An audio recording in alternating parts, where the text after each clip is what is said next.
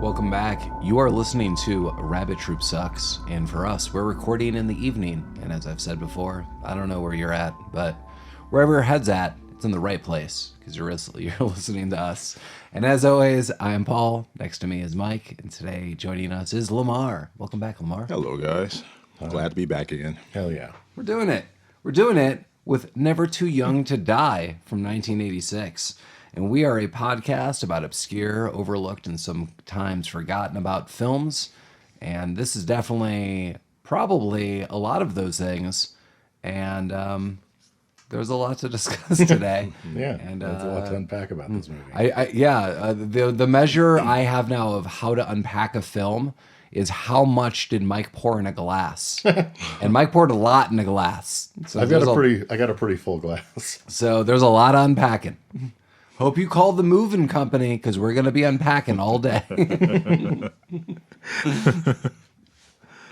is a pretty hefty glass you're drinking now. Yeah. Trying to measure how much of that was alcohol and how much of that was the other. It's all alcohol. Okay. But what's the other? I meant spirit? What you were drinking before. You had like a mix of something. I thought you were. Yeah.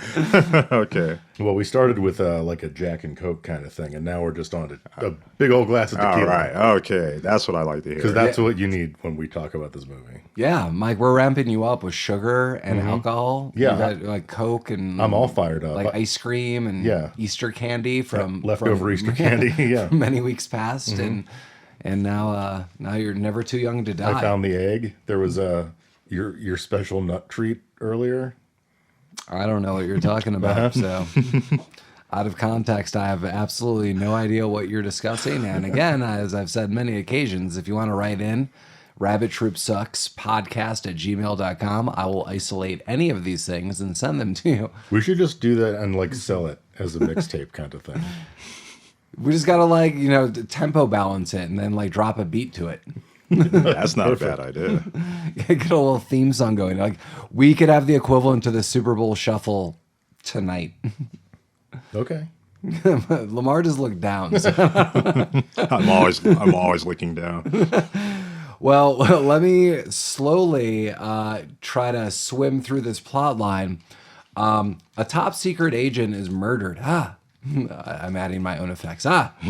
So his estranged son, a high school gymnast, teams up with his dad's attractive female partner to stop the psychopathic hermaphroditic gang leader who killed him and now plans a major terrorist attack. Wow. You have all the A-cast coming out with star John Stamos, Vanity, and Gene Simmons, and George Lazenby, for a cherry on top. But boom, you got them all. You've got Uncle Jesse in high school doing some stuff. Kind of bizarre. I've never heard of this movie until I think you mentioned it to me, Paul. Did you not watch this? Wait, is this your first time watching this? No, we watched it together. Yeah, I remember. A while ago. Yeah, it was like probably near a decade ago. I want to say, yeah, that sounds about right. And I've completely forgotten about it. And with the names alone, you would think that I've heard this movie before. I've not heard of it until you brought it up probably a decade ago. And this is 86. Was that the year, I believe? Here's the craziest thing. So just remember, like, you've never heard of this movie. I never heard of this movie.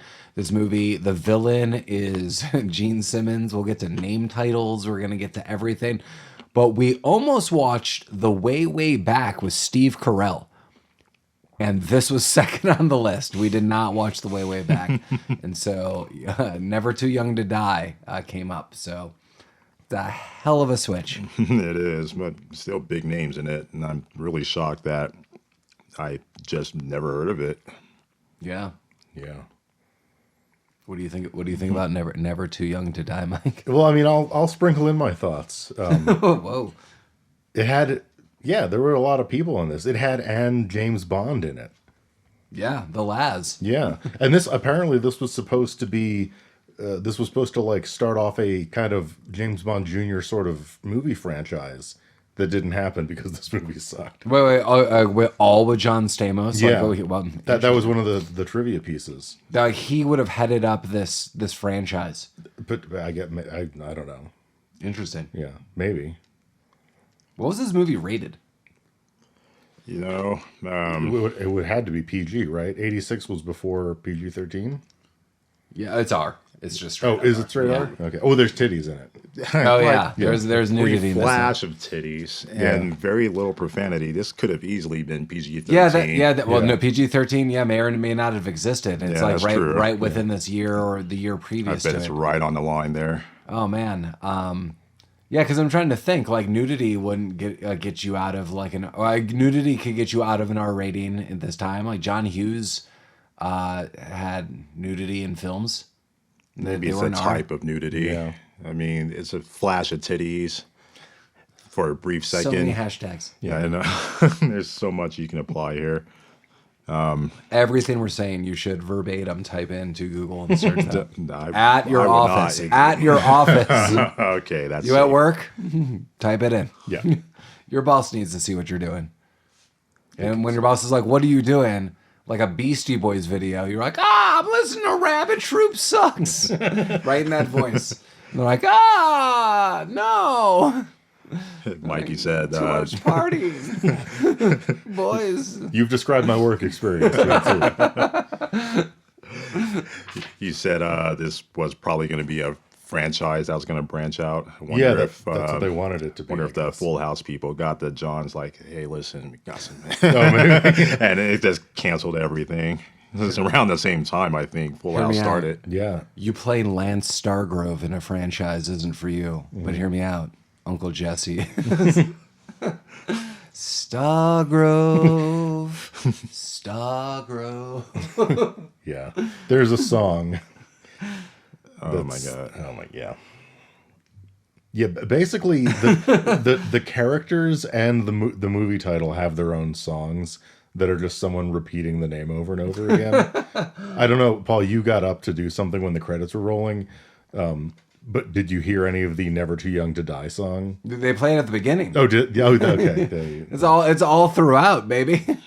Oh wait. They play Stargrove all throughout. Right. There is a special Never Too Young to Die song. Ooh, maybe I need to go back. You don't. They You don't played need to that do song at the beginning, and then a Stargrove song at the beginning during Okay. the montage. Well, Stargrove is also the score, so we have Stargrove the song and Stargrove the orchestrated electro score. Also, I mean, we're not even into this film. Like my fifth note, like it just like a jotted down note is, "Oh no, not the finger." So Stargrove.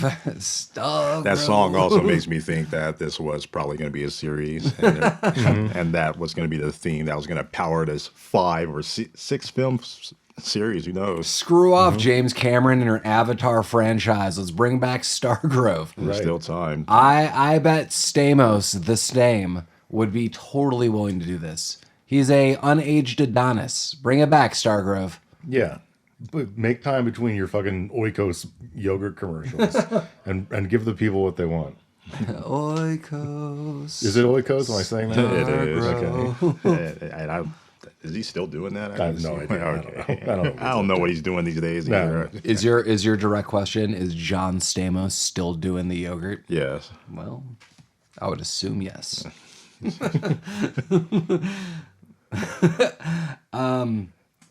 He's never too young to die. So we get an opening of Gene Simmons just doing some weird shit. He's in Yeah. a weird costume, talking nonsense on a rooftop, maybe. Yeah, he's got like this weird, like Coliseum style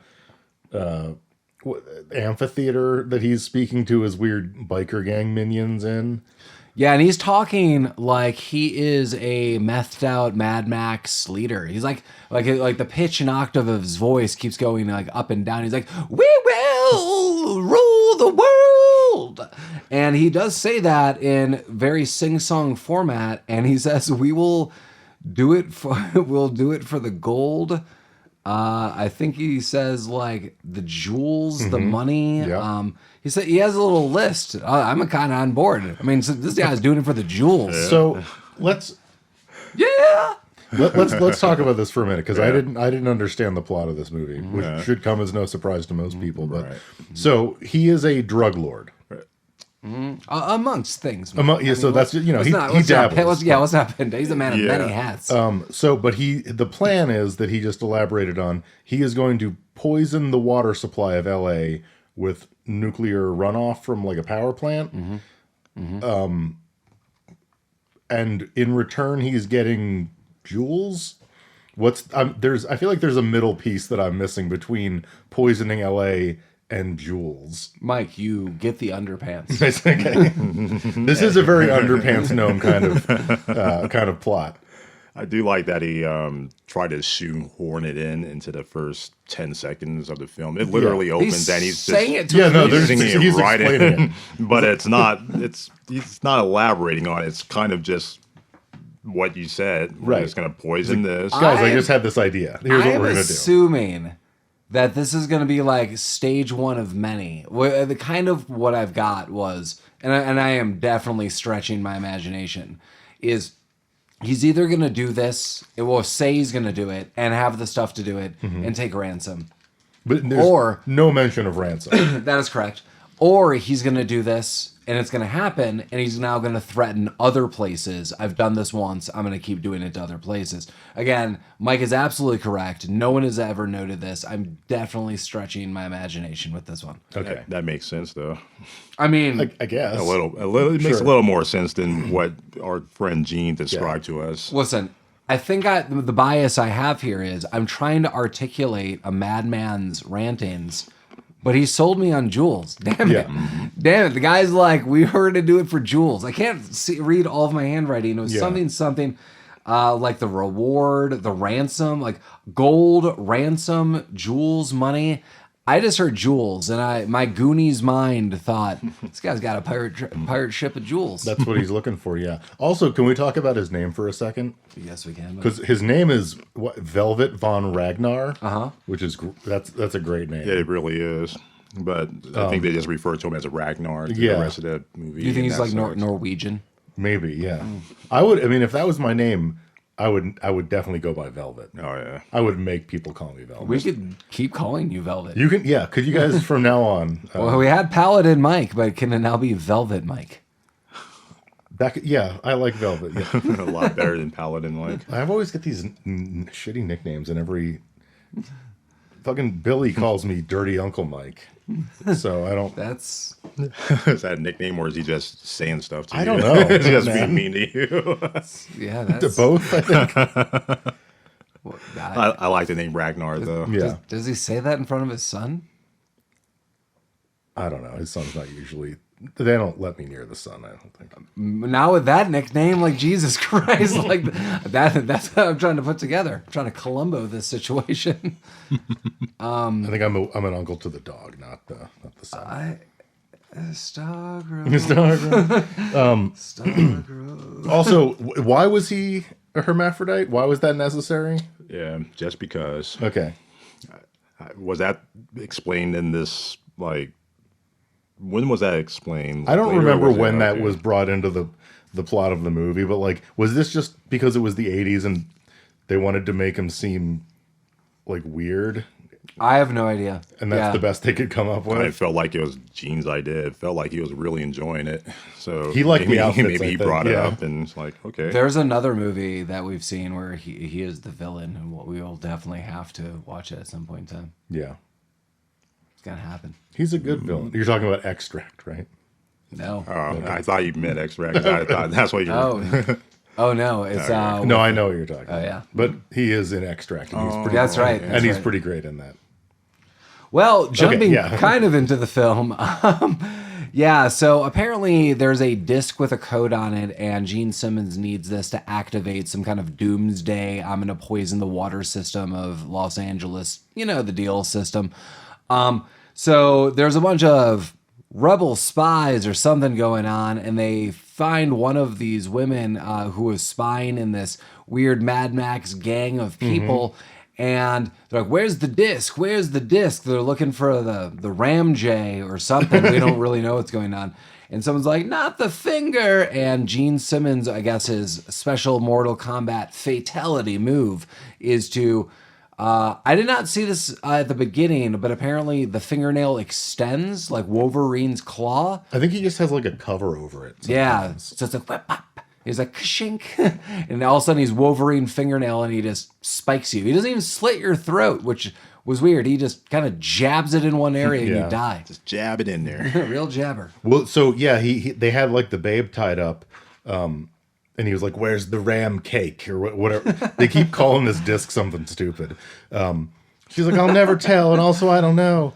But then he sees her earring, and it's the Stargrove crest of honor or whatever. And he's like, and he goes, "Stargrove," and he rips her fucking earring out and gives her the finger. He fingers her to death. You know what I like to do when I try to break into a group and go undercover? I like to wear insignias that highlight that I'm from my original group. So, like if I'm like breaking into like country X, I have like American flag earrings on. They're like, oh my god! I'm like, what? Stargrove.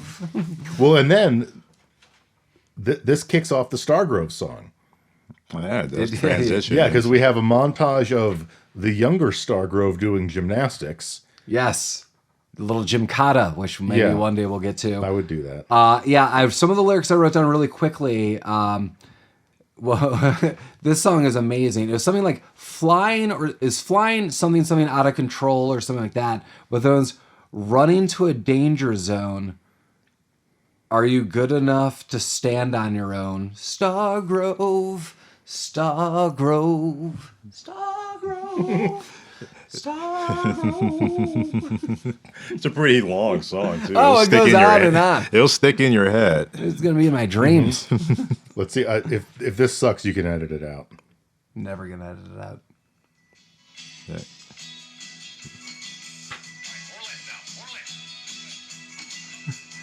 Yeah.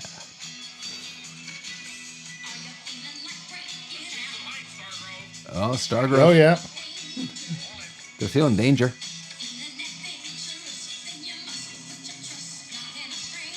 Not in a stranger. This is taking way longer than I thought to get to any kind of Stargrove mention. It's a long song. So we're gonna cut that, but yeah.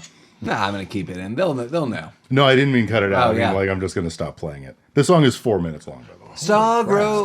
Stargrove. That montage was 4 minutes long. It might have been longer. Wow, that's true. Yeah. Oh yeah, the montage. I'm like the song. The song is epic. The song.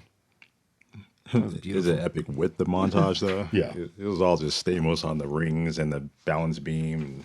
Yeah, it's like a montage of him doing gymnastics and other people doing gymnastics. And then there's two like meathead guys that are like, yeah. "Why don't you do something manly, Stargrove?" and he fucking like he gives them like the Three Stooges like and then just leaves and you never see those guys again. To show that Stargrove is not going to be bullied. No. Get out of here, laser brain.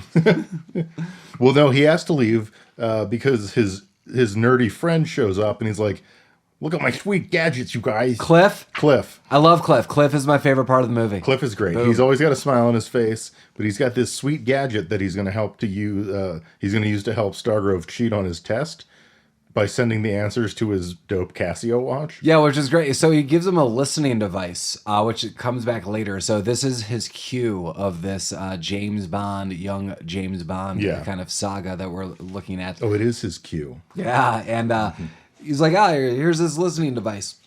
And Stargrove just throws it in like a bucket. And he's like, put it with your other devices, Stargrove. Yeah, yeah. They're hanging out in the dorm room. He's like, "Hey, thanks for helping me cheat. Here's some gizmos." Oh, also, like maybe I'm a huge fucking moron. I just learned in James Bond. Do you know why Q is called Q?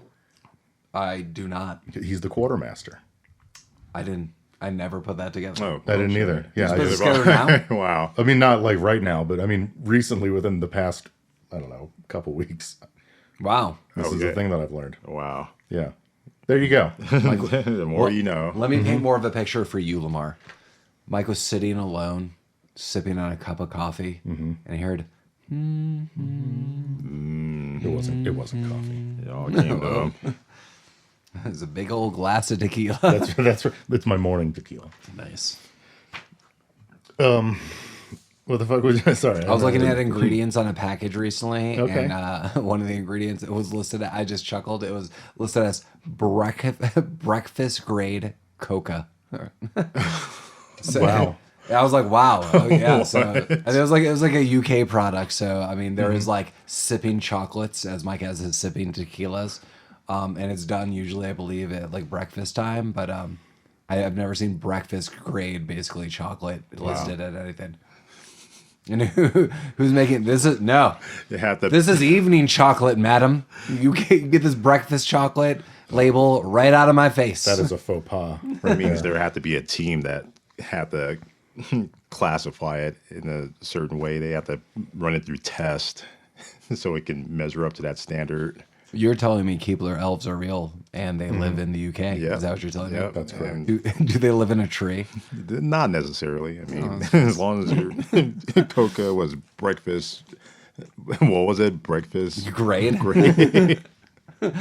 If you are a UK listener and Mike has not scared you off, as noted from last week, if you do or do not live in a tree, let us know. Email us at rabbittroopsuckspodcast@gmail.com. Yeah, you should do that. Lord. Yeah, It's a computer tree. yeah. So you're, Good luck getting internet and that jackass. I don't know what the fuck's going on right now. Stargrove. Yeah. So the what's the nerd's name? Cliff. Cliff. That makes sense. Yeah. He's like, yeah, thanks for the helping me cheat. And he's like, you know my gadgets are the real deal. Because they are the real deal. Yes, sir. We'll see more of that later. Are you saying his name is fitting because it's Cliff, because it's like Cheers and he's a mailman, and this Cliff is also delivering? Is that what it's? Oh shit. Yeah, Damn, that's the long route. Yeah, you took the scenic route to that one. I did. I walked. You did. Hey, international update. Belgium. All right. We're doing some Belgiums now. Got Dope. Belgium on. Yeah. Right on. Nice. Yeah. Love their waffles. Yeah. They got good grades of chocolate there too. Yeah. But now we get to see the other Stargrove. Oldest Stargrove. Old Stargrove. The OG. Yeah. OG Stargrove. He is infiltrating like a dam or something because he's a spy. And he's with two men, one of whom, I don't want to say. Yeah. Okay. I wrote 3 blokes go into a sewer. Three blokes go into sewer. Nice description. I like that. Yeah. That was good. One of them is Stargrove. One of them is a guy, and the other is a guy with a horrible fake red beard. Yes. I listed this as the ginger betrayal. Yeah. That's the chapter. That's the chapter sequence. I had a different note, but you guys fucking argued with me all movie until the reveal. I kept looking down, so a lot of mine are like I said like maybe. Yeah. And then I said, well, that's obvious. Yeah. But the ginger betrayal, he fucks everything up because he kills one guy or knocks Carruthers, you son of a Carruthers, bitch. yeah. Knocks out one guy, double crosses Lazenby, calls the goons. I don't even know what's happening in this scene. Like there's a bunch they're in this weird sewer and like all these Mad Max goons come running out and Lazenby says something about it being a disco nightmare and he takes out his umbrella that he uses to shield himself from them. Yeah, I also think it might be a gun. I think it's a gun shield umbrella. Yeah, it's I like thought so it's too. the whole James Bond package. Yeah, I guess. But it doesn't fucking work because he gets captured. I did like the shootout scene though. It's Yeah, there like was a bit of a shootout. warriors. It's kind of like in a sewer, and there's like 20 of them with guns, and they're shooting at them. And it's just this James Bond character with this umbrella gun, and it's pretty cool. I liked it. Yeah, but Mike's right. Like I have Mad Max notes all throughout, beyond Thunderdome, every which way. Oh, Well, yeah, it's weird because all the goons are straight up Mad Max, and they're all driving around in like dune buggies with skulls on them. But also, this is like 1980s LA, and you see them just like driving places like that, and everyone is just cool with this. I mean, I was basically like a kid at this time. I mean, I was told there was a lot of crime in LA, and I just assumed this is this the what you style. thought LA was? It was Yeah. just roving bands of Mad Max Well, goons? going back to Beyond Thunderdome, like Mike, would you say this is now jerkin time? Yes. And if again you want to write Rabbit Troop Sucks podcast at gmail.com, Mike will expand on why it's jerkin time, and I'll tell you all about jerkin time. he would love to send you his audio ear poetry. Ear poetry. Okay. He would That's love what the to- book's called. He would like to be inside of your ears tonight. And for a fee, I could broker this under an alias and an offshore's account. That's the real disco nightmare. That's the secret of Rabbit Troop Sucks. It is. Yep.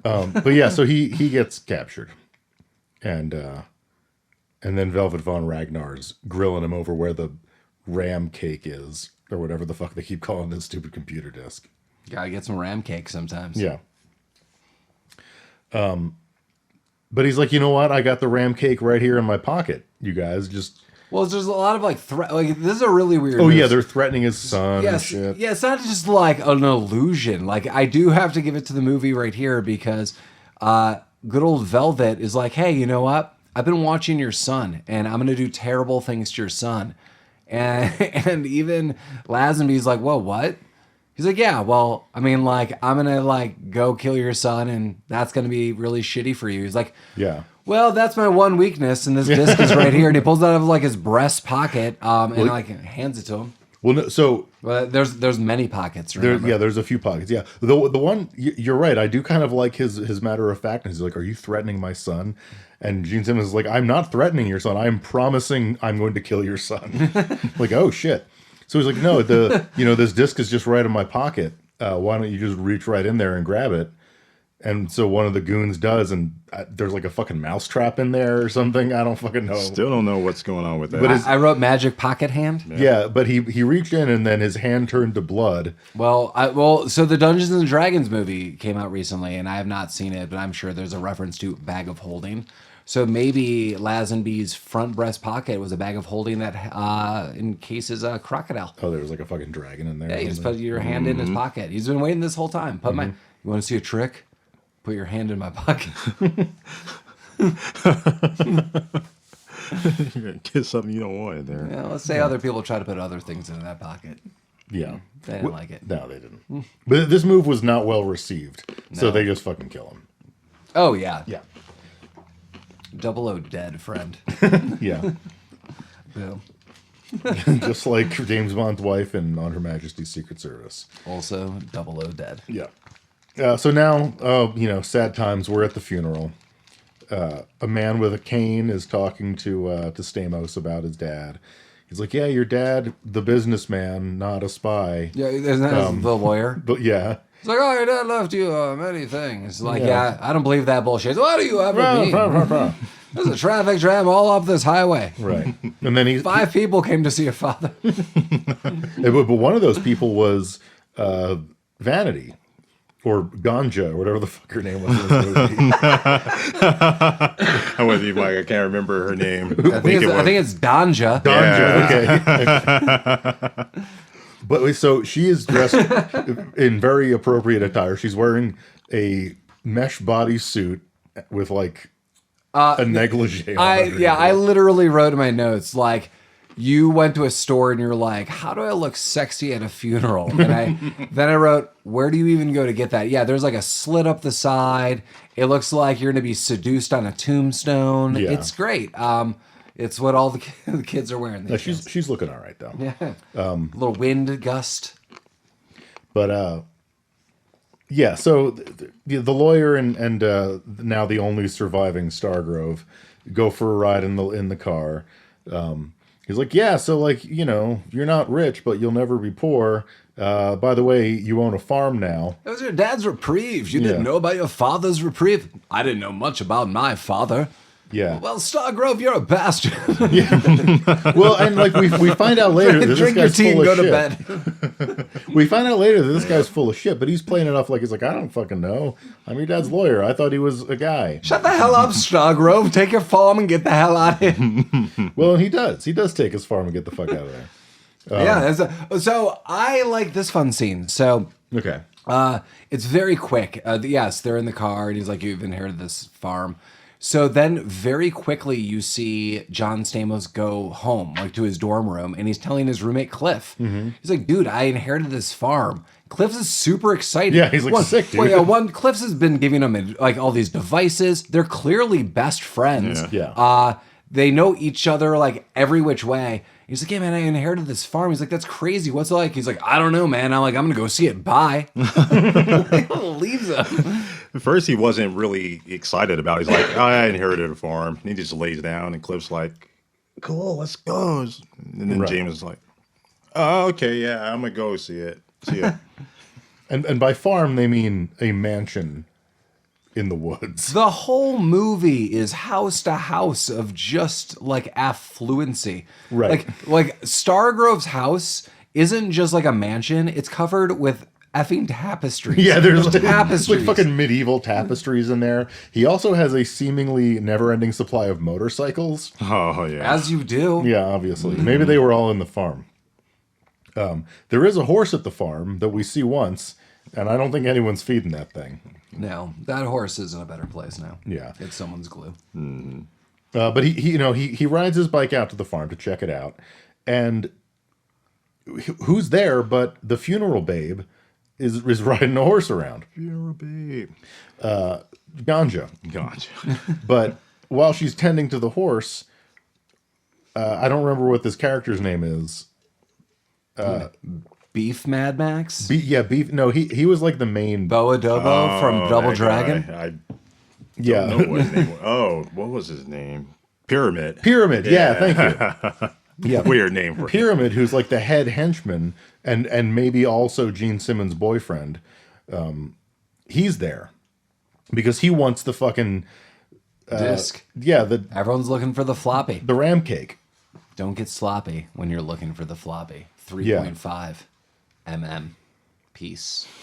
R.I.P. Yeah. Bring it back. They ain't coming I'm back. releasing all my music on MP3 3.5. 2024. Saying it here. Yeah. Boom. Well, so you like Hold you to that. Boom. You want to check out Night Prism? Check out Night Prism. Your soul isn't ready. 3.5. 2024. nightprismmusic.com. 2024. Yeah. Let your eyes realize. Oh my god. Stargrove. But yeah, so he's trying to get the ram cake. She kicks him in the dick and does like a cartwheel over to a gun wall. Oh yeah, she flips right off this dude's face. Yeah. And starts fucking shit up. But then another Mad Max thug comes up and they kind of overpower her. And they say the immortal line, "Hand over the ram cake or we'll tenderize your butt." Ah, yes. Not really sure if that's what he said. We have to listen to this several times, but Well, I'm best of our 100% on tenderize your butt. yeah. I don't know about Like you're on board, or you're 100%. Like that's the quote. Like that's the quote. I made Mike write it down. It can be both. We need new shirts. Mike, you need to update. You need to update that there are more shirts. You've said this. I have said, yeah, there is a new shirt design in the shop. Oh my god. You Wait, can, is it up there now? it is up there now. Oh, awesome. You can put it on whatever you want. Tank top, hoodie, ladies undergarments, whatever you want. You can have the Rabbit Troop Sucks logo. I love it. Yeah. Yeah, we just need to get, some back like slogan. So like RTS will tenderize your butt. Well, I have a list of things that we've said that I need to put on shirts. One of Lamar's quotes was, "Everything yellow is because someone peed on it," or there's some variant of that. So I'll do one of those. Yeah, tenderizing your butt will be there. That's high up there. Yeah. Yeah. Be on the lookout for some special edition t-shirts. Yeah, that's exciting news. Yeah, I still have shot glasses. We need to get some things going on. Yeah. So those are special though. You can't buy those. We have to give them to you, but only if you do something dope. Yeah. So do dope things. Yeah. Send in more requests, Yeah. and we'll get some more guests, and there'll be some more shot glasses. Yeah. And you could be like Mike. You could fill that up with tequila, sweet tequila. Ooh, I better. Look, Shots. Mike just picked up and he goes, "Ooh, it's me, tequila," and then he just slurped it down like he was tenderizing someone's butt. real slaughterhouse. I mean, sadly for all of us, especially Pyramid, no butts were tenderized here because Stamos or Stargrove shows up. He wanted the hard D, the He- disc, He did. He wanted floppy, yeah. 3.5. Everyone wants the hard D, and they all think he's got it because he's so Stargrove. But he walks in like he doesn't know what the fuck's going on because he doesn't. He's he like, doesn't. "Hey guys," but this distraction was enough for the babe to just beat the shit out of everybody. Yeah, it was kind of a weird move. He busts in and she sicks a horse right through the hallway. Yeah. He's there. I mean, he conveniently jumps out. I mean, she knows who he is. He jumps out of the way. Good for him because he almost got trampled by a horse. I saw her point of view. It's, I could get out of this. I can't promise he can. Right. And that's a chance I'm willing to take. Yeah, she didn't really care about him at this point. That's a Stargrove move. Yeah. But so they kind of chat it out and figure out what might be going on, who she is, why she's there. I don't know. She takes her shirt off for most of the scene, which was pretty cool. Yeah, I like that. That she, when she was also like fighting, she was in a bra with a sniper rifle. It's like popping people off, and it was awesome because she is just a kill machine through this movie. Like honestly, like anytime she has a gun, it's like shot death. Yeah. Like people are wounded, like they are going down and dying. Like with each shot, it's pretty good. And she does not put a shirt on for the next 20 minutes of this movie. Also a Stargrove move. Yeah. You just being in the Good. room, that's like you're a participant of Stargrove. Hashtag Stargrove. Hashtag Stargrove. Well, she eventually does put a shirt on. She puts like this evening gown on because she's going to leave to go out to this bar. But first she has to meet with the Ginger Menace in the car. Because, she doesn't know that he double-crossed old Stargrove. Yeah, that's right. Yeah. So he's given her some bad info, and she's like, all right. Well, I We're love going to it. get to the bottom of this. Yeah, so they go to this club, and I'm going to put this in quotes. This club is super weird. It is exactly like the landscape of Back to the Future 2 when Biff takes over. So it's just like a crime-ridden gangster scene. Right. But everyone's like at some punk club, which, if anyone's in Denver, like a punk club's super cool. Like, I don't mean that as like a derogatory thing. Like, No. punk club is where I would want to go. It's the music I want to listen to. It's the crowd I would want to be around. But this is like punk music. Like in theory, that's kind of the club. But the outskirts are like biker gangs, like literally just doing crime in front of it. Like people are dead. People are getting shot. But then inside, again, it's like a punk club, and then everyone's cool. I noted that I saw a pinball machine. I was like, that's where I'd be hanging out, listening to music and playing pinball. Well, and like 90% of the patrons of this bar are Mad Max thugs. Yeah. But there's just like some people in suits there. Danja rolls up in like she's going to fucking Casino Royale. She's all dressed up, and everyone's cool with it. They're just like, yeah, what do you want to drink? Mike, when Ganja showed up, did she pass the Doochie Pop? No. She ordered a fucking Bloody Mary, which seems like a weird move at this point. That was not the drink for that. No. But Whoa. It wasn't just a Bloody Mary. She'll take a Bloody Mary and a cigar. and a cigar. And a cigar. And Lance's order is like, someone order a lube job? I don't even know what that means. I think it was just being He was being a little jokey jackass. with. Yeah, what does that mean? Maybe he wanted. He wanted to fuck that girl or that. What, you know what? just You know what I greased don't up. want to do? I don't want to smart ass the wait staff at this place. Like, Right. one, you're lucky you're getting a drink. Two, you're lucky your drink isn't filled with like sewer sludge. Apparently. 3, what are you doing? Like, oh my god. He's a cocky little prick. He's just he trying to doesn't- make a little scene. It's just, you know those Stargroves. Yeah. Well, yeah, so they're both there. She went on her own, but Stamos followed her. Because that's, his deal. But now we get to see Velvetron Ragnar's band play. And one of the pieces of trivia that I read was because apparently he had to be a hermaphrodite. All of the people in that band were actual hermaphrodites, and they coached him on how to behave as a hermaphrodite. Oh, wow. Yeah, That's deep. I guess. So apparently hermaphrodites are all like weird terrorists. Is that like in this movie? Yeah. Yeah, like I don't know. yeah, that might not be like a positive thing to. I don't know. Yeah, it just came with the territory. I guess. But so they watch the band play. The babe leaves. I don't remember where she was going or what she was up to. Stamos plants a tracking device on her car. Thank you, Cliff. Thanks, Cliff. And then he goes back to talk to Velvet von Ragnar because he wants an autograph because he's a big fan. Or, that's what he says. Right, and clearly old Velv knows exactly who this is. Yeah, Velv has got it going on. He figures it out. Yeah. But when he's not looking, Stargrove plants a listening, a spy. What the fuck am I trying to say? Like a microphone. bug. Yeah, like a a bug. He bugs his office. Yeah, or dressing room. Which is awesome. Again, this movie has a couple twists for me that I really like, and one of the twists right here is Velvet immediately finds the bug. Like, Oh, yeah. It's not even like a day or 5 No, minutes. yeah. It's Like he figures he did something. yeah, like he walks like John Stamos is out the door, and immediately Gene Simmons just walks over to it. Yeah, he's got like a device for sniffing out bugs. Right. But called an exterminator. Whoa. But so because he was hip to all this, while this is happening, he sent someone out to booby trap Stargrove's motorcycle. I believe it was Pyramid, wasn't it? Yeah, I think it was Pyramid. But then when he's got the Stargrove scheme. goes back out, some drunk chode is out there like, "That's a nice bike." Real good. And- Drunk shit. And he goes to steal the bike, but it fucking explodes, killing the drunk chode.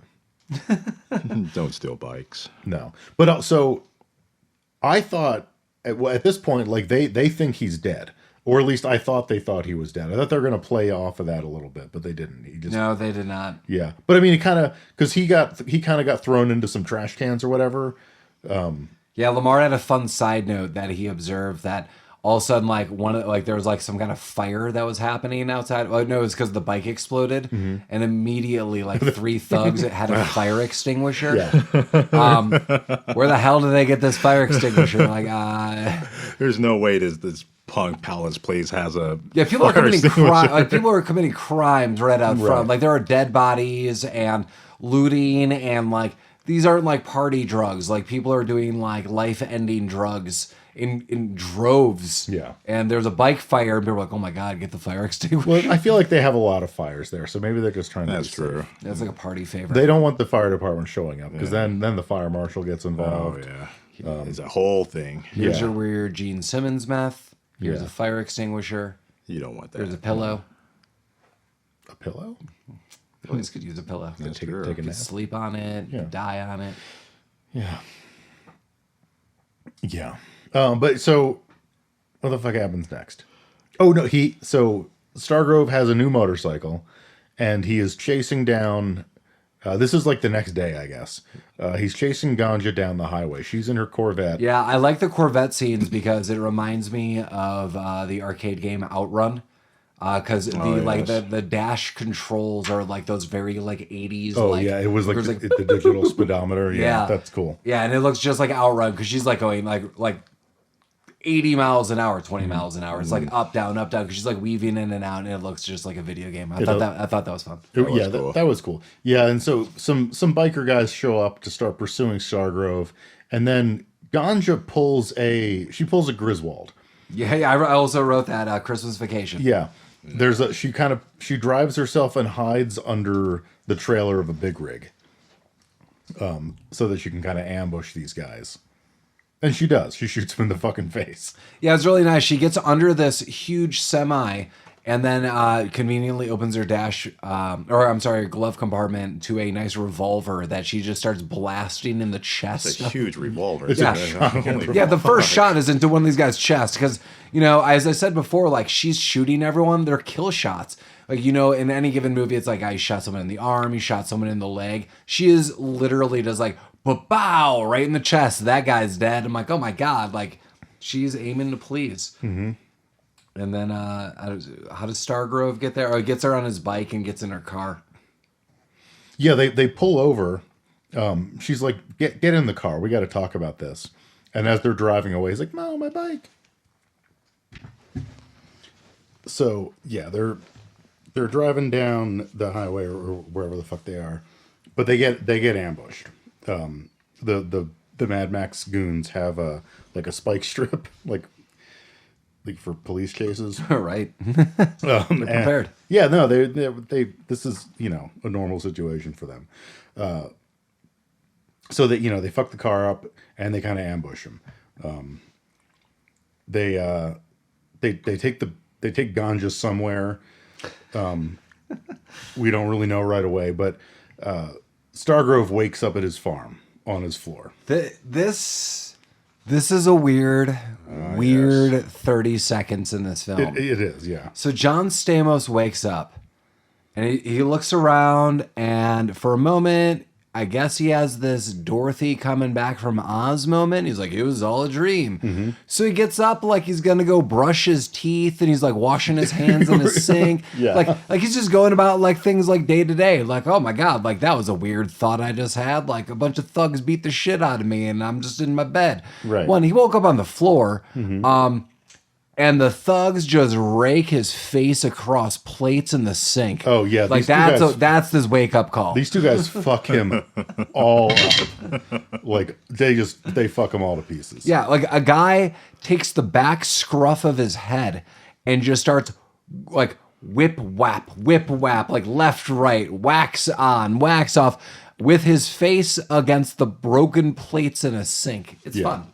It's a fun time. It's actually kind of brutal looking. It is, but like the reactions on Stamos's face doesn't really register the damage that's being done. Yeah, Stamos has like a bloody nose at the very end of this. Like he's fine, but like someone in reality, like you're like, I don't even, like, you might die. Like, you just might bleed out. I think you uttered out, yeah, you're dead. Then I have to agree. Yeah. They beat the shit out of him to the point where he should legitimately be dead. Yeah, no, he would be 100%. Yeah, it's like when you're using a cooking mandolin, but instead of a zucchini, you use someone's face. Mm-hmm. It was a long beat down scene too. A cheese grater against your face. Yeah, they take the party from the kitchen into like the living room, and they throw him against a bookshelf. This is where he gets Gymkata. This is where he gets the Force. Well, he sees the Stargrove family medallion, which has now been knocked to the floor, but it used to be in like a shadow box on the shelf. And seeing this gives him power. Yeah. You hear Stargrove. And then he gets up and he just beats the piss out of these two guys. Oh yeah, he's not having it. Gymkata. He's like doing fucking flips and shit. Like, I don't know where he learned how to fight, but he's badass now. Would you say he's doing flips and dips? He's dip, trip, flip Fantasia up in here. Flipping and dipping. Did this guy eat some cantaloupe for breakfast? He did. He did eat. He ate all the cantaloupe. That's funky. Uh-huh. I'm out. Yeah. Paul's left, guys. It's just us now. But yeah, so he beats the shit out of him and throws them both out the window. But no, he makes one of them tell him where Danja is. That's true. Yeah, and the guy's like, yeah, she's at the prison. He's like, that the prison. What the fuck does that mean? He's like, our prison, the prison we own. He's like, okay, now I know what you're talking about. Yeah, then these goons run off like it's a Christmas Story, and Ralphie just like shot a BB gun at him. He's yeah. Like, oh, get you, Stargrove. Yeah, it's like in fast forward, and they kind of like skip around. Right, I'm like, these guys just raked your face against some plates. They're part of a bigger gang, and they all want to kill you. Okay, take it easy, dudes. Mm-hmm. Bye. Yeah. Jeez. This is where it gets fun. So this is where accidentally Lance Stamos picks up the insignia again, and it rolls on the floor magically, right, like a magnetic attraction, right to this part of the floor that then glows and opens and leads to a secret tunnel into a secret room that is beneath the floorboards. And this is where he learns all the secrets about his father. There's like top secret files and thank you notes from presidents and a bunch of guns. I noted one laptop could house all of this information and then some, but it's in filing cabinets that are perfectly measured into concrete walls. I do know that I would love to podcast there. The floorboards open up. There's rugs all across the floor. There's cabinets and old desks and I don't know. There was whiskey bottles and decanters. It was great. Loved it. Yeah, no, it was a pretty dope room. But yeah, so he does a little reading up, kind of figures out what's going on. I'm gonna do sound effects. This is him reading. Oh, yeah, look at this page. Sound designs that I brought you by Paul's notebook. We should add sound effects. See you later, guys. All the big time podcasts have sound design. We should. We're slowly going into just radio plays. Don't worry, just going home. That's like Monty Python. Get like a coconut. Yeah, coconut shells. Yeah. So there's a couple scenes that kind of bounce back and forth. We cut over. Something's bouncing back and forth. Stargrove. Where's the sound effect for that? Flubba flubba. I don't know what that was supposed to be.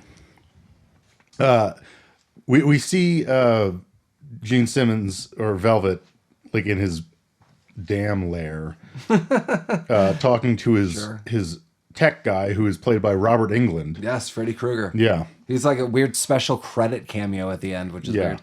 And he's playing like a real kind of nerdy pussweed guy. He has like a bolo tie and some nerd glasses. And he's like, yes, Mr. Ragnar, if we reroute the poison but we need the disc. And Gene Simmons loves him. He's like, yes. He's like, yeah.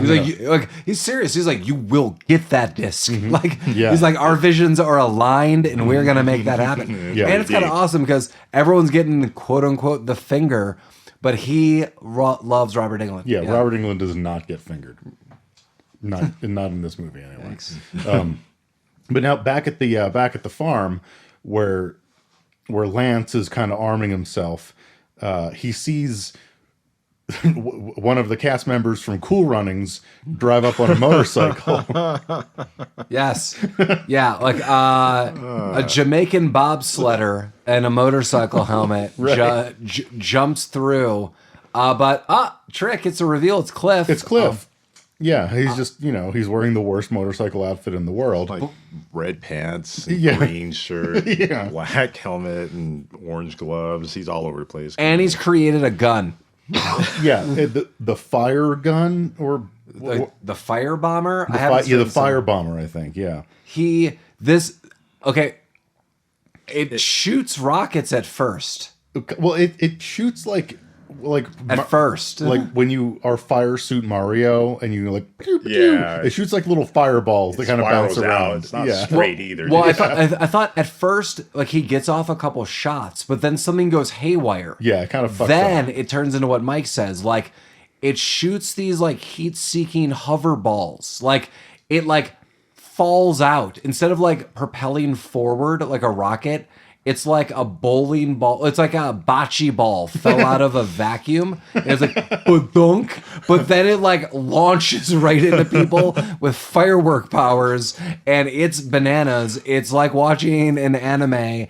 And it gets it every time. Like, oh, I love this gun. It's fantastic. Cliff, you crazy bastard. And every shot that comes out of it, the velocity is like randomized. Sometimes it plops to the floor and then goes for its sometimes it just target. like hovers in front of people. Sometimes it just immediately just blows the shit out of walls and doors. Just immediately. Yeah, but the person dishing out the damage is totally fine. Oh yeah, perfect. So if you've got it, like you are wreaking havoc on people. I love this gun. This gun makes appearance all throughout the film. Everyone loves it. Oh yeah, no, it solves many problems. The first of which is rescuing Danja from wherever the fuck she is. She's patching the Ducci pond. She's back. Well, she is getting lit up. They have her strapped to like a fire table. Brick? Oh, you don't know about the fire brick? Yeah, I don't. I mean, they're in like a steel mill. They where they're working hard and playing hard. Yeah, and they have her strapped to this table that has fire under it. I don't know what the functional purpose of this is, but whatever. She doesn't like it. But yeah, Stargrove and the nerd, what's his name? Cliff. They assault the compound with the fire gun and whatever gun Stargrove has, and they fucking rescue her. Yeah. Yeah. Just like Star Wars. Yeah. It is just like Star Wars. Luke Skywalker. And now there is a pretty big leap of faith here for me, because I didn't really understand what happened. They rescued her, and then immediately they were in a top secret spy room with the lawyer with the cane from earlier. And he's like, "Oh yeah, no, your dad was a spy. I knew this all along. I was just lying to you." Oh, that room. Right. It's like a room with like a big backlit wall, and there's a horse statue. Yeah, that's what that was like. There was like just a podium with a statue with a weird imagine your desk was made of broken playground equipment and spray painted black. Mm-hmm. That's your desk equipment. In a 4x4 cell wall made out of concrete. It's like an interrogation room that someone just shined a bright light in. It did look like that. But yeah, so it's the... I bet that room was made before this movie and used for nefarious purposes. Oh yeah, no question about that. But yeah, it's the four of them. It's Cliff, Danja, Stargrove, lawyer guy, and what's it? Wentworth. What's the ginger menace's name? Carruthers. Yes. It's the Scatman Carruthers. he's in there with him. And they're like, okay, yeah, we gotta fuck up Velvet Von Ragnar. He's got a plan. Mm-hmm. He wants your ram cakes. And a point of note. Earlier, when Cliff shows up on the motorcycle, and he's talking to Stargrove. Stargrove is like, yeah, they want this fucking disc or whatever. He's like, oh, I know, I have it. I opened your mail. I have the disc. I strapped it to the motorcycle that I'm riding on. He's like, oh, sick, great, that's great. And then we'll forget about that for a little while until it becomes important. I also can't remember where the soundtrack changed for a little bit, but it was like that weird fluty sound. Oh, yeah. It's like fluty. It was very much like that. Yeah, it was going crazy octaves high. Well, so in this room, Carruthers is like Carruthers, who we know to be, a bad guy, but they don't. Yeah, Mike called it early on. He's like, that guy's a bad guy. Well, we won't tell you why Mike said that, or how, or his observation, but he's like, that guy's a bad guy. And we kept writing notes. And about halfway through the film, I was like, it's totally obvious. How am I just looking down while all this is happening? But yeah, so he's like, hey, I got a plan, you guys. Why don't we set a trap? We'll set a trap for Von Ragnar using these two young pieces of meat as bait. He's going to see him and he's going to be like, oh yeah, I got to go get them. And then we'll get Ragnar. And everyone's like, yeah, a guy with a clearly fake beard. This is a great plan. So they set this up. So we have, all of the spy people plus like the entire army, I guess, sitting up on a hilltop watching, Stargrove and Danja hang out at the house. And this, I think this is where the flute music comes in, because Danja wants to fuck. She wants to fuck bad. And she's like taking off her shirt, like oiling herself up. She's like sunbathing. And the way this scene goes on for like 3 hours. It's a long seductive It's a long seductive scene. So yeah, she's oiling up, and the way Stamos responds to this, it's like when Austin Powers is in bed with the fembots. And he's like, think about baseball, Margaret Thatcher naked on a cold day. Like, he's walking around. He eats 5 apples during the scene. So, Mike, I could break it down for you. Okay. I think what's happening is these scenes were filmed at different times. So you have Vanity and John Stamos. Mm-hmm. Vanity was told, you're trying to seduce a high school boy. Well, no, he's in college. He might be in college. I thought he was in college. I hope so. Well, 'cause because he lives in a dorm with Cliff, right? Mm, I could break it down for you. I think what's happening is these scenes were filmed at different times. So you have Vanity and John Stamos. Vanity was told, you're trying to seduce a high school boy. He might be in college. Well, because he lives in a dorm with Cliff, right? I don't know. Or I guess it could be boarding school. Yeah, they're roommates. Well, no. Okay. It doesn't fucking matter. Okay. Yeah. So she's Whatever. trying to. So it was. Vanity, She wants to fuck this You kid. need to seduce this guy. So like, start oiling yourself up. You're taking off your top. You're rolling around. You're showering at points. And John Stamos, again, this is my thought. It was filmed separately, and John Stamos was pulled aside and was told, "You're filming a Mentos commercial," because she's like just wearing underwear, but is topless, but you just see her back. She's in a shower, an outdoor shower, looking at him dead in the eyes, Right. And he's playing peekaboo cover up with his eyes. He is 4 to 5 feet away from her. This isn't like, oh, like I'm like down the hall. I'm the next door neighbor. I'm just like, he is 4 feet away. They were just talking to one another. Yeah. And then she just starts taking off her clothes. Right. Come Yeah. on, Stamos. It was because he was Come like, on, Uncle Jesse. like, no, I can't. We can't go to Pound Town. But also, like, They were in Jesse and the Rippers, dude. they had to know that the army was watching them because that was the plan. Oh, the army's Yeah. into it. Well, She's an exhibitionist. well, yeah. Is that she's your like, problem. I want to fuck this child, and I want the army to see it. You're doing it on the army's dime. Yeah. She knows what she's getting in for. Okay. I think that's why he wasn't into it. But Maybe. she's like, whatever. Yeah, she didn't give a fuck. So now back at a military HQ up the hill where they're spying on this, they're like, oh, well, they went inside for a while. We haven't seen them. And Carruthers is like, I better go take a helicopter and check it out. Have you seen her?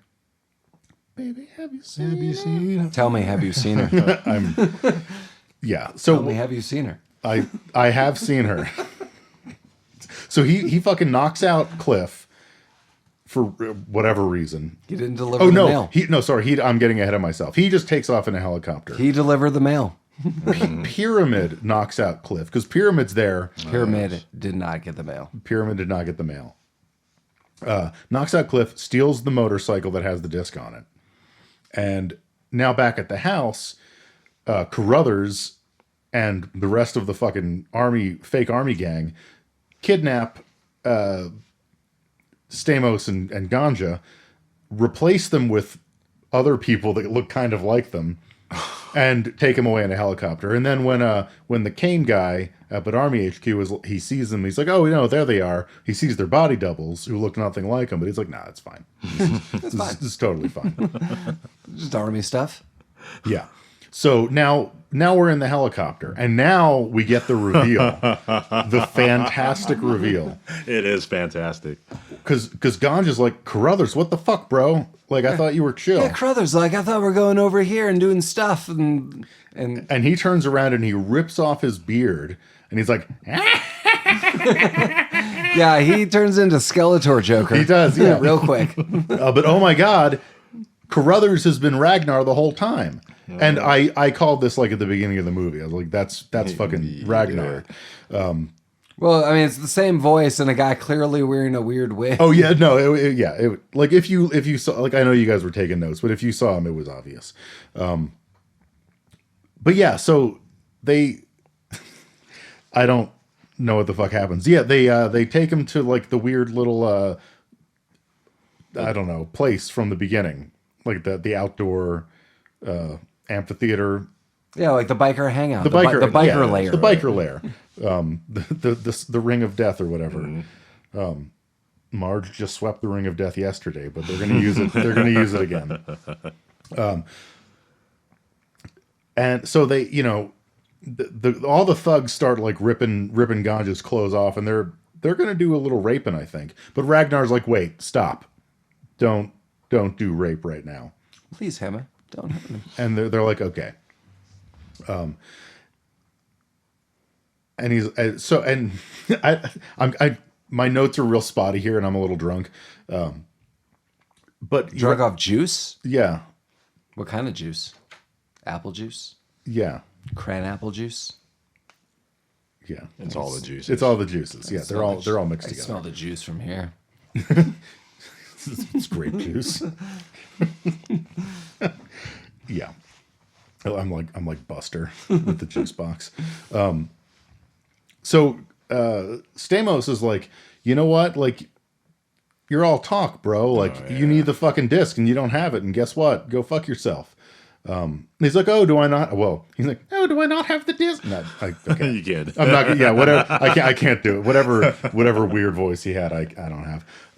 He's like, oh, you don't think I have the disc? Well, check this out. And then Pyramid like rolls up on the motorcycle. He's like, yep, I got the disc right here. It's on this fucking motorcycle. I do know that Cliff has a new outfit. He got out of his. Oh yeah, his Cliff is in like a neo lumberjack setup. Yeah, I mean, like this whole franchise is bucking for an action figure lineup. Like this, Kenner brings to you like Too Young to Die. Mommy, I want Too Young to Die for Christmas. Mm-hmm. I gotta say, Cliff pulled off the hammer pants and lumberjack flannel shirt pretty good. Yeah, no, he was killing it. Cliff's wardrobe was on point the whole time. But so at this point, Stamos knows he's fucked. He's like, hey, instead of just killing us, why don't you and I fight? And he calls him a Japanese fruit fly for some reason. Because that's the trigger. That's how you get Pyramid to fight. Yeah, he's just like, he's shitting on this guy hard, and Pyramid's finally like, fine, we'll fucking fight. Yeah. But Stamos does some fucking gymkata shit, rolls around, kicks the gun out of one of the guards' hand and just shoots the fuck out of Pyramid, and then proceeds to shoot the fuck out of everybody. And then the helicopter conveniently comes shooting everyone else. Yeah, and then somehow they knew where they were. The gunship shows up, and there's a guy hanging out like fucking Full Metal Jacket style, just killing everybody. He was. It was in the. You called it right. Yeah, the helicopter like gunning them down. Like, He looks so angry too. He really that did. that guy was designed for one thing in life, and it was to gun down this gang. It was to How do you kill women and children? Well, you just got to lead them. You just don't lead them as much. Yeah. Thank you. Now this whole shit's going down. Ragnar has the disc, and he just kind of fucks off to go find what's his name? Freddy. Freddy? Pyramid? No, Pyramid's dead. Lance? No, not Lance. The guy he likes. Robert England. There we go. He goes to find Robert England because, like, hey, nerd guy, I got the disc. And he's like, oh, good, because I have this briefcase. But I can enter the dreams. Yeah, well, he enters the dream of the briefcase. And he's like, no, it's good, because that disc is the key for this briefcase that I made. And I don't know how I knew this was the right move. It is lost. Yeah, he said it's a key lock for the briefcase. So the 3.5 disc, the physical 3.5 disc, is a key to open a briefcase. Yeah. But just remember, I can enter their dreams. Also, it's worth noting, like, the ram cake that they've been looking for this whole movie, when they find it, it's like a bright green verbatim 3.5-inch floppy drive disk that is in a Ziploc bag. Yeah, well, I mean, how do you store your Word files? Yeah. I have a very important Word file that I put on this disk. In a Ziploc bag. Correct. But now he has both of these things. He's like, fuck yeah. Now I can open up the valves that will poison L.A. Dream valves.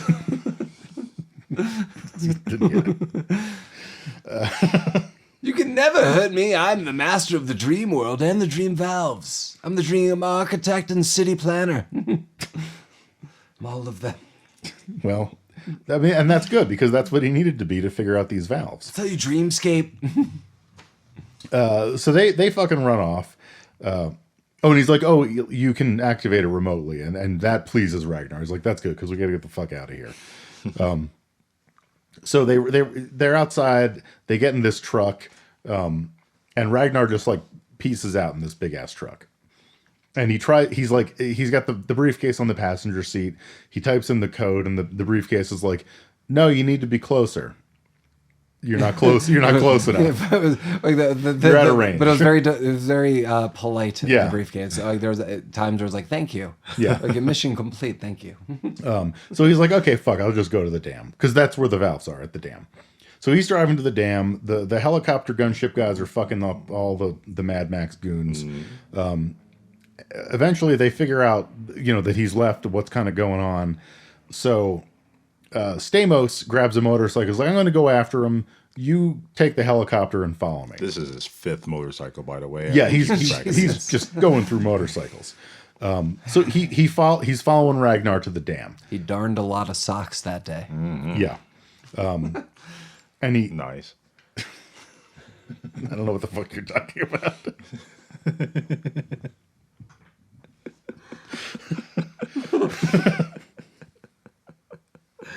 Oh, shit. Yeah, and then there's like a showdown at the dam. When we've killed Paul. Paul's gone now. We're done. Fighting at the dam. There's a damn fight. Damn fight. It's a goddamn fight. And I'm just gonna let's just breeze through this. Yeah, we're pretty much there. Yeah, they Ragnar and Stamos are kind of duking it out. They're both hanging over the rail at one point. Ragnar tries to give him the finger. It doesn't fucking work. And eventually he just kind of yeets him over the side. And it was some pretty great dummy work. It was. I did see that dummy go over. It was pretty good. I did like there's a little argument in the fight where he's like, "But I'm a girl. You wouldn't hit a girl." I'm like, "You're only." Oh no, yeah. Yeah. So let's the talk about argument that. is why this movie should never be shown or really seen is Gene Simmons says you should worship me like I'm everything, like I'm woman and I'm man. And John Stamos goes, "You're only half those things. I'm all man." And then yeets him over the damn side. All man. Yikes. Just yikes. So yeah, I mean, like that's clearly outdated. These lines should not even be said. This is just super weird. Like I don't know what's happening. Well, and Baby, have you seen her? baby, have you seen her? And that's what kind of pissed me off the most about this movie. And we'll talk about our feelings later, but It's like in a circle together, holding hands, bonding, well, yeah, howling. today's at the moon. instance of rabbit true sex. Let's talk about our feelings. Like the fact that he was a hermaphrodite had no impact on this movie It at all. really didn't. They Yeah, could have just made him a whatever, like a Mad Max style goon. It doesn't matter. Yeah, Mike's absolutely correct. Like, all jokes aside, like we want everyone to listen to Rabbit Troop Sucks and no one to ever feel like excluded. Much like Mike and I have said, we've played music and stuff. We always felt that way, like playing live shows or doing things like that. And we want to be supportive of everyone. And there was just no reason these things were happening, and it was not explained. And then it was like used almost as like distractions, and like it's very bizarre and very off-putting because it just really had no written place here. It's just like very odd. So if you haven't seen it and you're listening to this out of context, like we're not against anyone's lifestyle or life choices, of course, or how anyone perceives them, everything. The perception is we want people to feel welcome, and this is just weird. This is super bizarre. Yeah, I don't. Yeah, and the movie, I know we're kind of getting off the lead here, but like the movie handled it in very weird ways, because I'm fairly certain that they made him a hermaphrodite because they thought like, oh, that's going to be like, it's going to like amplify his creepy villainness if he's a hermaphrodite. But also like earlier in the movie when they're in the bar, the band is a bunch of actual hermaphrodites, and I thought that treatment was like pretty good. Like they're just portrayed as like badass punk rockers. Yeah. So like, well, Gene Simmons also wearing like very like straight out of Rocky Horror Picture Show wardrobes. Yeah. Like, correct. Yeah. Yeah. So I don't know. Like there's some like kind of like social views of the time. Yeah. It was all over the place. I don't know what they were trying to say, but one of the last ways they address his hermaphroditic status was when they're tussling. Stamos rips his shirt and you see his tits. Yeah. It's a brief one. It's but a I didn't very notice it. some brief titties, and then he gets yeeted over the thing. But now we have a problem. We have the briefcase, which has been ticking down. There's 30 seconds left, and he's like, I don't. And he's able to have a conversation freely with someone who's in a helicopter 200 feet in the air. But he's like, I don't know how to stop this, and And Ganja in the helicopter's like, They try Yeah. to use the firebomb. yeah, she's like, here, use the fire gun. And she throws it down, and he's like, okay, I'll Fire blaster. The fire blaster. I'll just shoot the briefcase. That'll probably turn it off, I would imagine. So he gives himself some distance, and he cranks the thing up or whatever. He's like, all right, here we go. I'm going to shoot it. And then the little fire blast goes out. It's like, He's like, "Wow." right, it just like fizzles out. It's like, fuck. But then he has a great idea. Yeah, he throws the briefcase in the air and Yeah. simultaneously throws the fire blaster at it, and it just explodes as you would think. So it's like take an aerosol canister and throw it against the wall, and it will just blow up a building. Right. And that, that works. It's fine. Everything's fine now. Crisis averted. The drinking water in LA is safe. Velvet Von Ragnar is dead. Or is he? That's true. Because they did make illusions. They're like, did you look for the body? He's like, I didn't, because I don't fucking care. I gotta go. Yeah, and so Vanity is like, so maybe you want to join our team, and so does this this coordinating director. You're like, join us. He's like, never. I can't do it. And she's like, can you really imagine going back and doing your homework and being in biology class? He's like, yep. He drives off with Cliff, and he drives right back, and then picks her up. He's like, come on, get in here. She's like, okay. And I looked at Mike and Lamar. I'm like, did she just quit her job? Right, yeah. Yeah, I didn't know what that was meant to. So they all just drive off. I mean, they were given a dune buggy, which sucks. Like, they had a car, and she had a Corvette. Those are gone. Yeah. Right.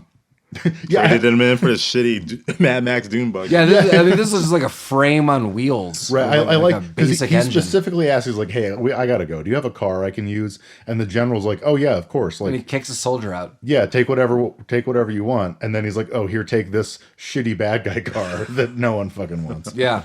Yeah, I don't know if we were meant to believe that when he came back for the girl that was him going, you know what, you're right, I'm with you guys, or if it was like, hey, adult woman, quit your job and come have sex with me in my dorm room. Maybe I don't know. And it could be a high school dorm room. But initially, when you're to your point, when the guy's trying to sell him on like, hey, like, can you go back to doing your homework? Like, do you want to be a normal person after this? His responses are, I think, what mine would have been, which is like, yes, this sucked. Like, this was the worst ever. Like, this wasn't fun for me. I got to get the fuck out of here. Like, you know what? Yeah. But then he came back for the babe. I mean, he has his dad's house and his sweet, like, secret room, and Yeah. There you go. he's dating this woman. Maybe. Might Yeah. be in high school. I don't know. Now he has to do spy stuff, I guess. Yeah. He has to carry the name of, what was his name? Stargrove? Yeah, Stargrove. He has to carry the Stargrove name. How dare I forget that name? Stargrove. I think I need to hear the song a couple more times. Mike, in comparison to some of your favorite episodes of Empty Nest, how do you think this movie stacks up?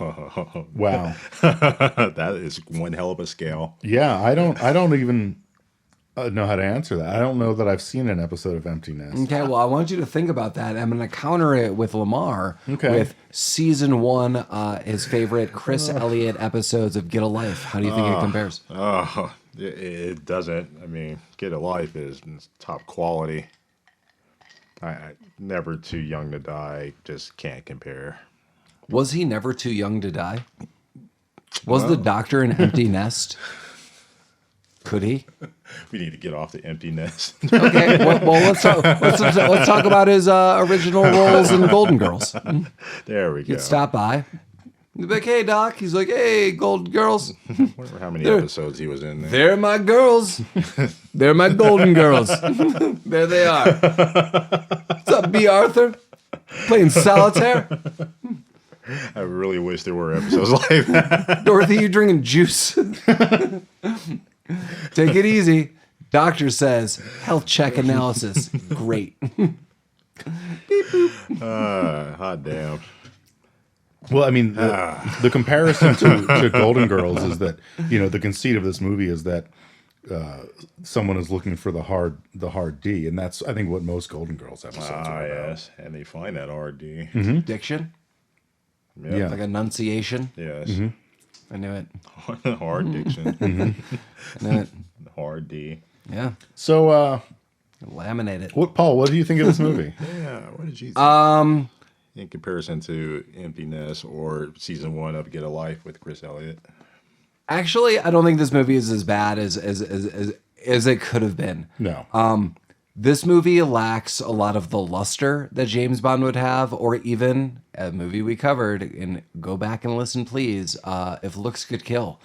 That there's no real gadgets, no real kind of like extra zaniness. I kind of miss those things. I wish there was a little more fast cars, a little more maybe disguises, something like that. But overall, I thought John Stamos did a great job in his role.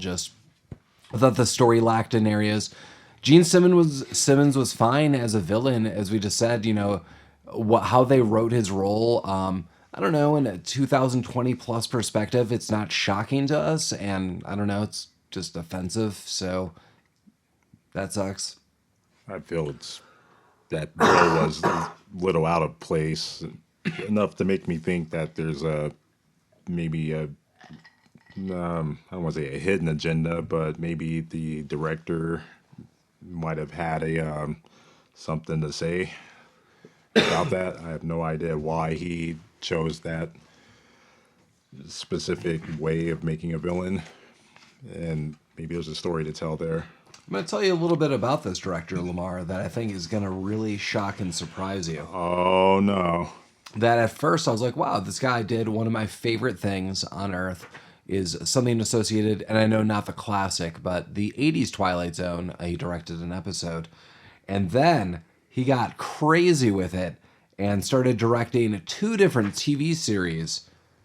Air America, which was also a movie with Mel Gibson, so a short-run TV series. And then this guy came back like no one saw coming.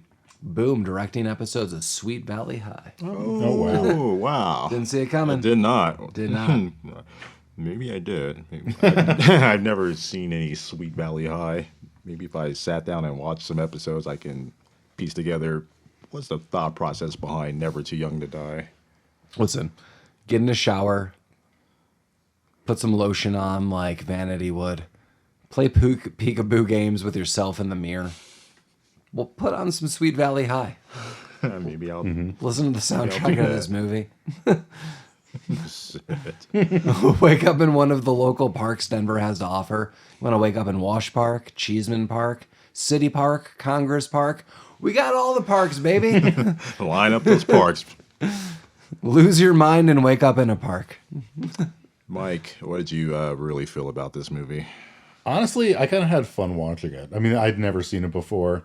Yeah, I mean, as mentioned before, the decision to make him a hermaphrodite was, I think, meant to be shocking. And I mean, you have to remember that this is a movie that is almost 40 years old. Yeah. So, like different times, different perception. Like, obviously, none of that is really taboo anymore. I mean, I guess, at least, I think for the people in this room, it wouldn't be. I don't know about the culture at large, but like, yeah, I think everyone in this movie did a fine job. Like, the character of Velvet von Ragnar was not written particularly well, but I think Gene Simmons did a good job with it. Like, I read a couple trivia quotes, and he hated his performance in this movie. Oh, wow. And it was pretty over the top, but I think that was the idea. Yeah, Cliff was great. I mean, Stamos was what you expect Stamos to be. Vanity Stamos was fine. better than what I expected Okay, him to be for that's this movie. fair, Like, yeah. I mean, honestly, like there are scenes where he is like doing basic martial arts and like doing some cool stuff, and I'm sure he has stunt doubles helping him do some of this. He like, did a lot of that himself. Apparently, he trained as a gymnast for months. Like, you serious? Yeah, but That's cool. to do this role. I guess potentially because they thought that this was going to spawn some kind of series, which did not take off. But honestly, if there was another one of these movies where Stamos and Vanity were like taking down international criminals, I would watch it. I would also 100% watch it. Yeah, like I don't think anyone's acting took away from this, and the overall premise, I think, worked. I think they needed to tighten up a lot of the story, Yes. and especially if they move forward and get more of a budget.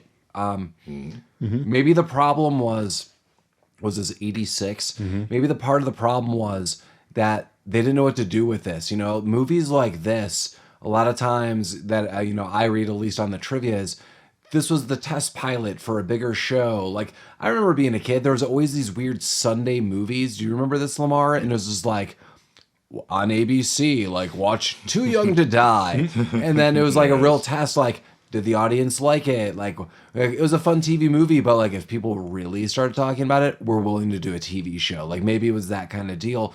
But the problem was this movie's straight up rated R. There is a bit of nudity. I mean, whatever. Yeah. There's profanity, great. There's death. There's nothing's really like it. Clearly, it's rated R. So maybe this was just too much. Like people were like, this can't be a show because it's rated R for the time. Now it could be easily made on a million different channels. But Yeah, and I kind of brought this up with Prayer of the Roller Boys as well. Like, I feel like the target audience and the final film result were kind of out of alignment. Like, this is a movie that would definitely have appealed to probably a younger teenager. Like, I don't know, not like if I was my age in 1986, I think I would watch this movie and be like, what the fuck was this? Sure. Like, but this movie, if I was the age that I was in 1986, I would have probably been like, this is fucking dope. Maybe this is a weird, like, hey, fathers and sons, go bond with your kids. Like, you liked old James Bond because you're a stuffy, crotchety piece of Right. shit father. Now take your cool, hip son and be like, let's talk about breasts and sex and gadgets. No, like one could. Totally. Like, this is one of those instances where I think the R rating probably took this movie away from a large portion of people who would have actually enjoyed it. If that, Yeah, no, I agree. Yeah. Yeah, like it just fell to the wayside because no one knew what to do with it. It was Right. in the theater. This isn't super successful, but this could be a cool storyline. But we can never do this with TV. But if we do, Right. we're dumbing it all down, and no one wants to be a part of it. Right. Like, this is a young adult focused movie that can only legally be seen by Right, and then adults. you and your dad high five right out of the theater with your buttery hands, Right. talking about things that you could never share with your mother. Don't you tell your mother you saw that. You closed your eyes, you little bastard. That's exactly Get in the how it went car. down. I regret all of this. Got popcorn stains on Daddy's car. No, this picture is getting painted very vividly. Wow. You want to go to McDonald's now or not? Then the bell comes off.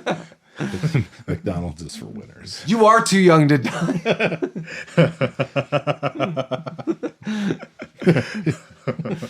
Then back on Empty Nest, the doc's like, whoa, Golden Girls, you're all radiating. I don't even know I know what Empty Nest is. Come on, man. It's Empty Nest. Joey Isuzu. All in the Don't name. look No, at like, I'm not gonna. Yeah, okay. Look it up, but when you Google search it, throw in 3 X's. See what happens. see what happens. Definitely do not do that. Maybe type in 4chan.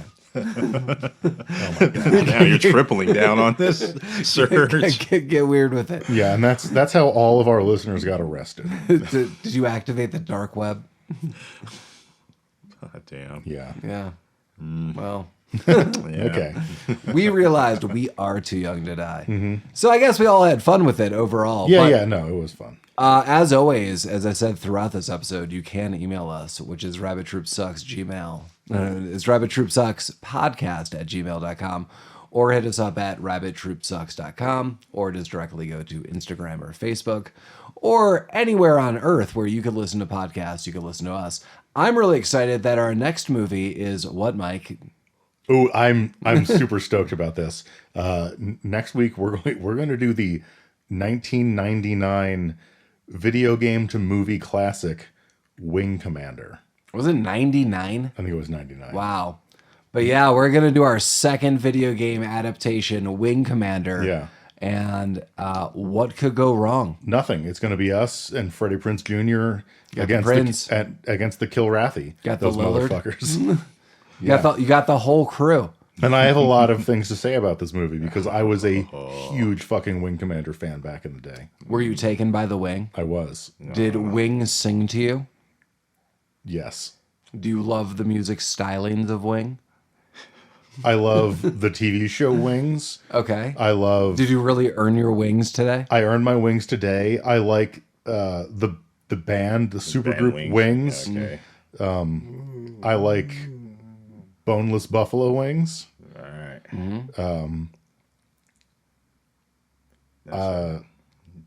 I'm out of wings, I There think, you go. yes. That's all the wings. Yeah. Yeah. You like the Detroit Red Wings? No? Sure. Sure, Yeah. why not?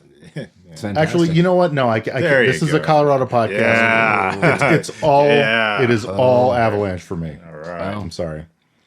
Unless it's the Bruins, because I'm an East Coast boy. Oh, But Bruins are doing good. they are doing good. But yeah, none of this Detroit nonsense. Yeah. Detroit has their own problems. That's very true. Yeah. When Mike and Lamar just started talking about sports, I just looked down. I literally just looked at the floor. The sports talk is over. For about 30 seconds, I just looked straight down at the floor. It's over. Yeah. Well, thanks for listening, listeners. All right. You've done a average or better job at listening today, and I wanted to say I average or more enjoyed and appreciated that, as Mike and Lamar average enjoyed it as well. Yes. We do, on average, enjoy doing this. So thanks for listening. Obviously, we could still do this if you weren't here, but Check out the new merch. Check out what's going on. subscribe. You should definitely subscribe. I know a lot of people just like listen kind of piecemeal, but subscribe. It lets us know that you're there, and we get better data. We can help. I don't know what we can help do. It doesn't matter. But join us on Facebook. People that I don't know are on Facebook. You should talk to those people. You guys could be friends. Yeah. Yeah, I don't know. Get matching tattoos. Yeah. Like I could send you the stencil. You could get like matching tattoos of Rabbit Troop Sucks. Yeah, we have like a lot of downloads, so I can see the downloads. You guys are listening, He can so see you. say hi. He's watching you. Yeah. Mike, do you have any future self plugins that you'd like to share for before we leave? No. Okay. Oh no, I know what you're getting at. Yeah, on May 19th, if you're bored, it's a Friday night, you should come to Lost Lake, and I'll be playing music there as part of an ensemble. It's basically like a doo-wop group, kind of like a 50s street gang kind of deal. I love it. Are you like cleaning up crime with your instruments and your notations? Yeah, it's like a lot of a cappella, leather jackets. Nice. But yeah, no. So I do play in a local Denver band, and we'll be playing a show on May 19th at Lost Lake. All right. So you guys should come to that Good venue. for the folks in Denver. Do you want if one were to bring you gifts, what kind of gifts would they be? Well, I mean, I always prefer a cash basket. That's one of my favorites. Obviously, I like. Mike just wrote on a piece of paper that I should say, you like favors. The gift could be a favor. Oh, yeah, favor. Yeah, I do enjoy a good favor. I don't.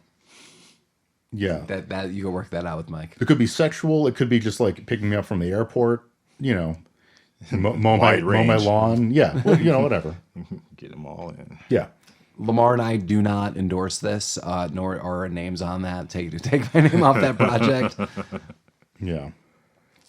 Yeah. So as May always, 19th. Yeah. Yeah, May May 19th. All right. Yeah, which is in a couple weeks. Yeah. Yeah. Hot dog. And if you see Mike playing live, I encourage that you yell "Rabbit Troop Sucks." Yeah, I'll be wearing a T-shirt. Really? He probably won't. Say Maybe, I rabbit don't know. I juice. guess I hadn't considered that, but Will you be wearing pants? well, That could be the request. Yeah, pick what kind of pants I wear, listeners. Yeah. Right in. We're kind of a goth band, so I'm going to be dressed basically like one of the Mad Max goons from this movie. I would imagine. Tight. Yeah. Oh, the outfit's tight, literally and figuratively. Okay. He's drawing pictures now. Yeah. As always, Rabbit Troop Sucks.